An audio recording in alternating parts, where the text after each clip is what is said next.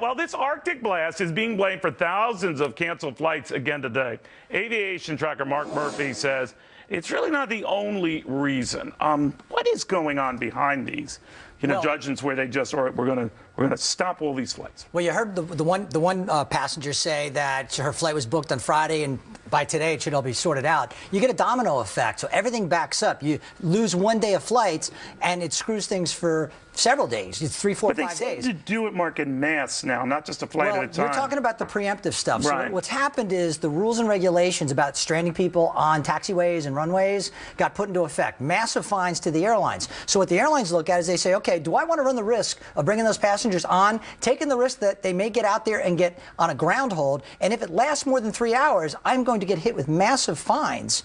You know what? The weather's bad. We're going to preemptively cancel those flights, not run the risk of those fines, and therefore let people know in advance.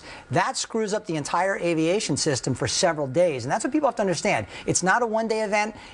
JetBlue, for instance, they said they're going to be totally 100% operational by 3 o'clock today. That doesn't mean that you're getting out anytime soon. It could be 2, 3 days from now before you get out on your flight. So what does operational mean? Meaning their flights are now taking off, but the backlog that they created by canceling all of those and flights, they have to address the backlog first. Well, not necessarily. So if I'm on the first flight out tomorrow and I'm a preferred passenger with JetBlue, I'm going out because I've got a seat on that flight, and that flight's going to take off. What if you're not a preferred passenger? You might not have as good a chance. You might not have as good a chance. Also this week, new rules for pilots and fatigue take effect, right? That way they have to get required amount of rest. Correct. It's been a tough week for that.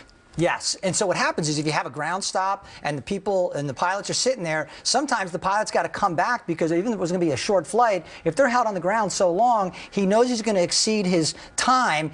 By the way, I can't fly the plane. The plane's fine.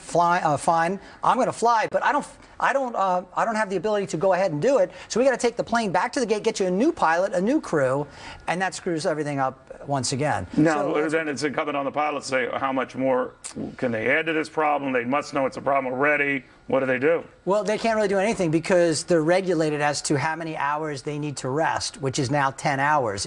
But if you haven't been flying, isn't it assumed you've been resting or no? Well, it's not like they put a sleep monitor on you like a baby, right? So, no, you just have to go and rest for that 10 hours. And if you don't, then if it's tighter than that, you can't fly. So that regulation used to be 8 hours, and now they made it 10 because it's air safety. You don't want somebody tired getting on the plane and taking control of a plane with 300 people on it if you don't think it's safe to fly. And that's one of the concerns they had several years ago, and that's why the FAA passed that. And with any regulation, you have unintended consequences. So now the consequence is lean airlines, lean staffs, little bit of a disruption with the snow, chaos results with the scheduling and everything else. Such a pleasurable experience. Mark Murphy, thank you. Where are we going next? Yeah, right?